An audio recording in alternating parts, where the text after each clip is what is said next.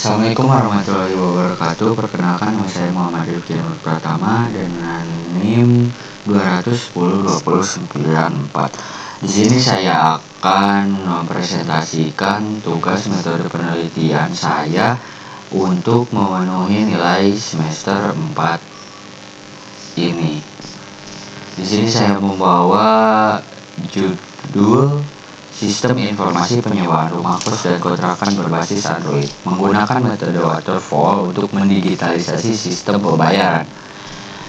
Untuk latar belakangnya, di sini penyewaan sebuah kontrakan pun sekarang sudah sangat membutuhkan sistem informasi dan tidak perlu lagi selebaran kertas, atau caranya masih manual untuk mempromosikan kontrakan atau kos. Dengan demikian, calon penyewa pun tidak perlu survei ke tempat jika ada kontrakan atau kos yang masih kosong.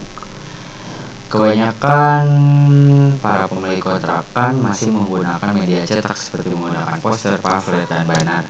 Selain media iklan yang menggunakan media cetak, juga tempat untuk beriklan masih di daerah sekitar pemilik kontrakan, sehingga belum dapat dijangkau ke wilayah yang lebih luas.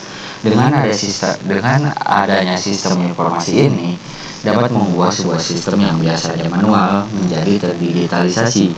Hal ini yang dapat memudahkan proses transaksi pemilik kontrakan dengan calon penyewa.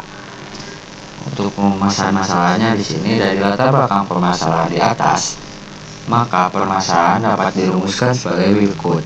Mengapa sistem informasi penyewaan kontrakan? Seperti yang telah dijelaskan di atas pada pendahuluan, mengapa sistem informasi penyewaan kontrakan? Karena kebanyakan pemilik sewa kontrakan atau kos kebanyakannya banyak menggunakan media promosi, media cetak, atau masih manual dengan selebaran, pamflet, banner, dan lain-lainnya. Dengan adanya sistem informasi penyewaan kontrakan ini, diharapkan bisa merubah dari sistem cara manual ke sistem yang sudah terdigitalisasi.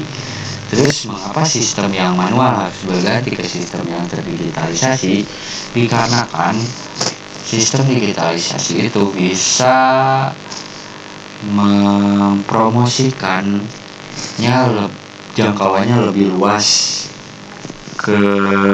mungkin ke seluruh pelosok Indonesia atau dunia pun bisa sampai karena telah terdigitalisasi. Yang kedua, pembayaran pun bisa dimanapun dan kapanpun karena pembayarannya melalui transfer antar bank dan lebih aman juga. Selanjutnya, tujuannya yaitu untuk mengimplementasi sistem informasi penyewaan berbasis web. Yang kedua, mengimplementasi metode waterfall untuk membangun sistem informasi penyewaannya. Yang ketiga, yaitu manfaat untuk mempermudah proses transaksi penyewaan kontrakan. Yang kedua, mengubah sistem manual dengan sistem digital pada penyewaan kontrakan. Yang selanjutnya yaitu gambaran umum objek penelitian. Sistem informasi penyewaan kos adalah sebuah cara yang dibuat untuk memberikan informasi seputar kos yang akurat pada daerah terdekat dengan pengguna. Strategi pengembangan sistem informasi penyewaan kos perlu dilakukan dengan cara memanfaatkan internet dan sebuah smartphone, sehingga pengguna akan mudah mendapatkan informasi seputar harga, alamat, dan fasilitas yang ada dalam sebuah kos yang diharapkan dapat memberikan kemudahan bagi para pengguna, khususnya para perantau dari luar kota, untuk menemukan tempat tinggal sementara yang sesuai dengan keinginan para pengguna. Selanjutnya yaitu tinjauan pustaka. Di sini yang pertama yaitu sistem informasi. Sistem informasi dapat dianalogikan sebuah permintaan atau demand dari masyarakat industri ketika kebutuhan akan sarana pengolahan data dan komunikasi yang cepat dan murah. Menurut Indrajit tahun 2000, sistem informasi adalah sistem dapat didefinisikan mengumpulkan, memproses, menyimpan, menganalisis, menyebarkan informasi untuk tujuan tertentu.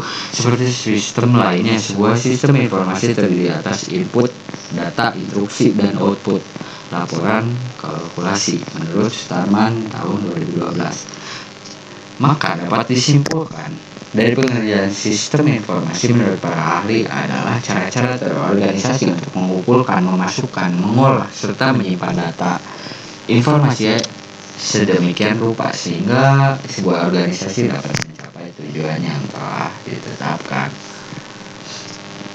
Yang selanjutnya yaitu spesifikasi sistem. Sini menggunakan use case diagram. Apa itu use case diagram? Perancangan merupakan bagian dari metodologi pengembangan suatu perangkat lunak yang dilakukan setelah melalui tahap analisis. Perancangan dapat didefinisikan sebagai penggambaran, perencanaan, dan pembuatan sketsa atau pengaturan dari beberapa elemen yang terpisah ke dalam satu kesatuan yang utuh dan berfungsi. Pelanggan melakukan login registrasi, kemudian mengakses daftar kos, fasilitas kamar, dan harga kamar. Setelah itu pelanggan melakukan pemesanan dan pembayaran untuk kos yang telah dipesan.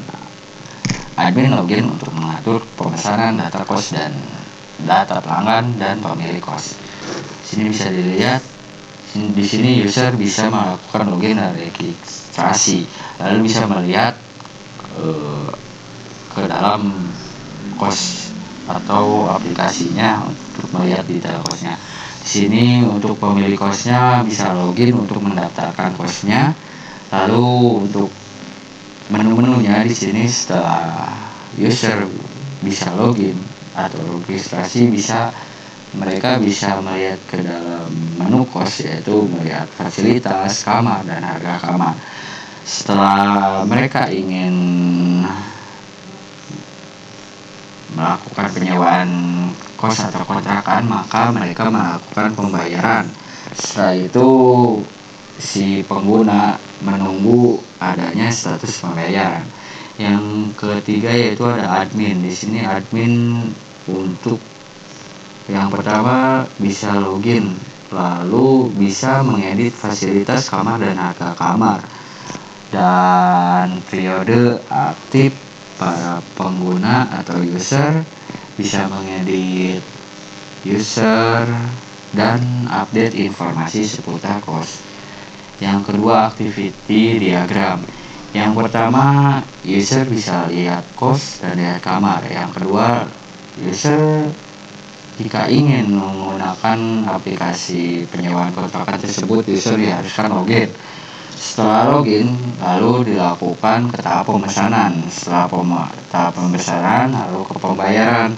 Setelah status bayarnya telah masuk ke sebuah aplikasinya, lalu ditransferkan ke admin.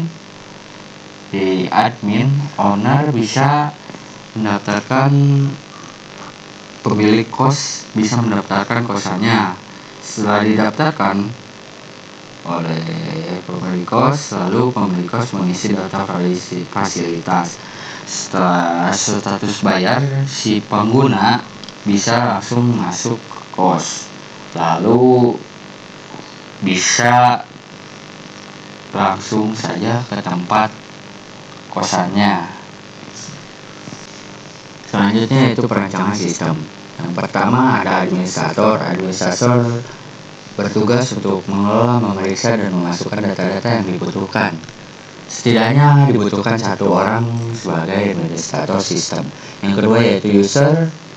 User atau pengguna adalah orang-orang menggunakan fasilitas dari sistem informasi sewa rumah, kos, dan kontrakan berbasis Android ini. Yang ketiga yaitu member. Member adalah orang-orang yang mendaftar sebagai anggota dalam sistem informasi sewa rumah, kos, dan rumah kontrakan di Bandung berbasis Android untuk kemudian dapat memanfaatkan fasilitas yang ada di sebagai media penawaran dan promosi usaha yang dimiliki dalam bidang sewa rumah dan kos. Yang keempat yaitu akses administrator. Halaman administrator terdapat beberapa menu seperti admin, kos, pelanggan, jenis tempat, periode, bank, fasilitas, pemesanan, dan pembayaran. Masing-masing fitur mempunyai fungsi sesuai dengan nama yang tercantum. Yang terakhir yaitu user interface. Ini untuk tampilan halaman loginnya. Ini untuk tampilan halaman utamanya. Ini untuk halaman search atau explore-nya. Yang ini untuk halaman hasil search atau explore. Yang terakhir yaitu halaman profil user.